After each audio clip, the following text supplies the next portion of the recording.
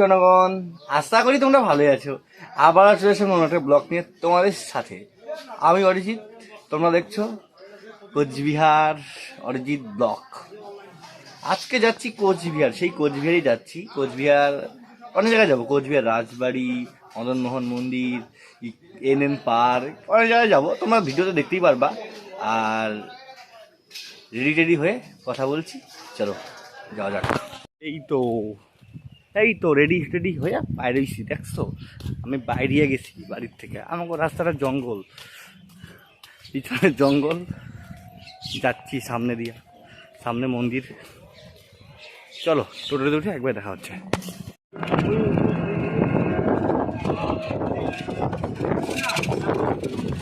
এই তো আমার সেই প্রিয় জায়গা চৌপতি, চলে আসছি।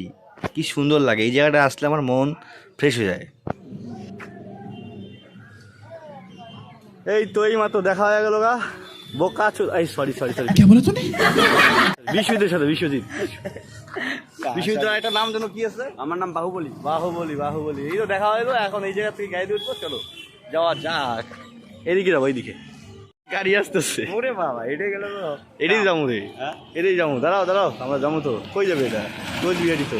এই বাবা, এই তো গাড়ির ভিতরে ঢুকে বসে পড়ছি, কিন্তু বাট একটা বন্ধু ওই সামনে আর একজন ওখানে, আর আমি সবার পেছনে একা একা বসে যাচ্ছি। কারণ যেখান থেকে উঠেছি সেখানে সিট পাইনি, তাই বসে আছি, বোরিং লাগতেছিল। যাই হোক, যা হবে তো হবেই, এক জায়গায় গিয়ে তো দেখা হবেই সবার সাথে, না? হ্যালো গাইস, এইমাত্র চলে আসলাম আমরা ফালাকাটা বাস স্ট্যান্ডে।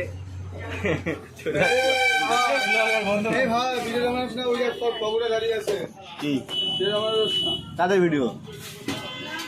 কি বললা? বুঝলাম না।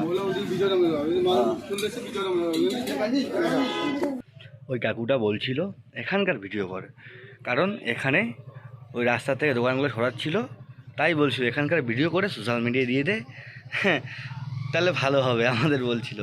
তারপরে সেই ভিডিওগুলোই করছিলাম। এই যে পৌরসভার মেয়র, পৌরসভার যাই হোক কেউ আসছে, মানে আমি চিনি না ফালাকাটার কি এটা, হ্যাঁ, বাট উনি বোঝাচ্ছিলেন এখান থেকে দোকান সরাতে হবে, মানে এই যে সেটাকে ওয়ার্নিং দিয়ে গেলো দোকানটা সরাতে হবে। দোকান সরালো, পরে আমরা যখন বাড়ি আসছিলাম তখন দেখতে পারলাম দোকানটা সরিয়ে ফেলেছে।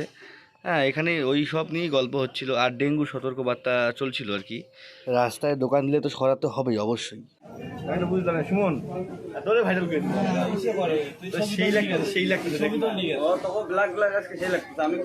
তুই কই কচি পাতায়। ও এই যে এটা হলো ভিলেন, আর এটা হলো আমি বাহুবলী, আর আমি নায়ক, বুঝলা? কেমন তো দেখা হয়েছে দোস্তর সাথে, আইসে বলা দোস্ত। হ্যাঁ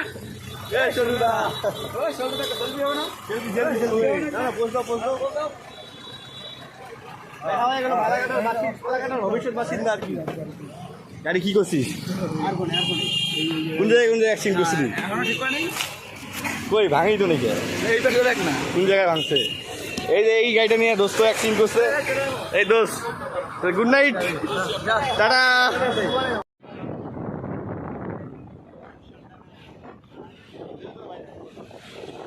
আমি ভিডিও করতেছিলাম আর সবাই খালি আমার দিয়ে কীভাবে তাকিয়েছিল, আমার লজ্জা লাগতেছিল, বাট কি করব, একটু করতে তো লাগে, স্মৃতি হিসাবে থাকবে ভবিষ্যতে।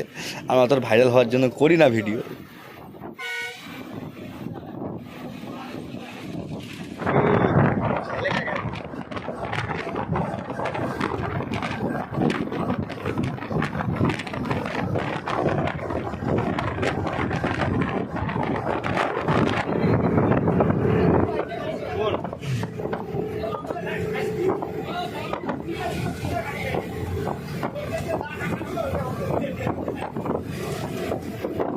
যদি রায় আয় ব্রহ্মা বিষ্ণু মহেশ্বর।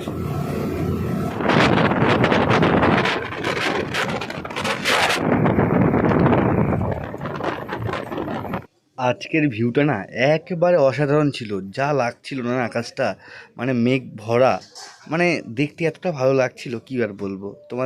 তোমরা তো হয়তো দেখে বুঝছোই কীরকম সুন্দর লাগছিল। আমরা যাচ্ছিলাম, এটাই কোচবিহারের রোড, সামনেই যাচ্ছিলাম, যেতে যেতে আকাশটাকে দেখলাম, তাই একটুখানি ভিডিও করে নিয়েছিলাম। ভিডিও নেওয়ার পরে আমরা চলে আসি প্রায়, তোমাদের হচ্ছে এটা কি তিস্তা, যাই হোক তিস্তা হবে হয়তো সম্ভবত, নামটা জানি না অতএব।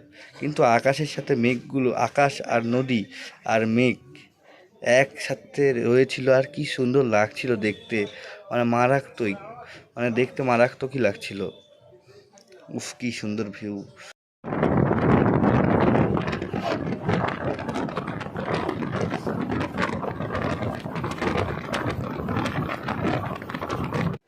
এই তো আমরা এখন চলে আসি পুন্ডিবাড়ি, এই দিকটা যায় তোমার কোচবিহার, কোচবিহার তুফানগঞ্জ দিনহাটা, হ্যাঁ, আর এইটা যাচ্ছে কি হচ্ছে জয়গা সাইডটা, বুঝছো বন্ধুরা।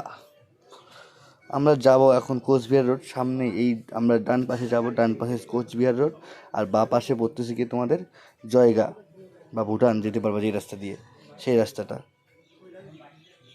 তো আমরা দেখতে থাকো। আর এখান থেকে প্রায় 13 কিলোমিটারের মতো কোচবিহারের দূরত্ব রয়েছে, আর মাত্র 13 কিলোমিটারের দূরত্ব রয়েছে। আমি এই ভিডিওটা আজকে এখানেই শেষ করে দিলাম, কারণ এই ভিডিওটা খুব বড় হয়ে যাচ্ছে। নেক্সট ভিডিওতে তোমাদের দেখাবো কোচবিহারে এসে আমরা কী করলাম, কোথায় কোথায় গেলাম, কী কী মজা করলাম। আর দেখা হচ্ছে নেক্সট ভিডিওতে। ততক্ষণ পর্যন্ত ভালো থাকবে, সুস্থ থাকবে। Tata, bye bye, love you guys.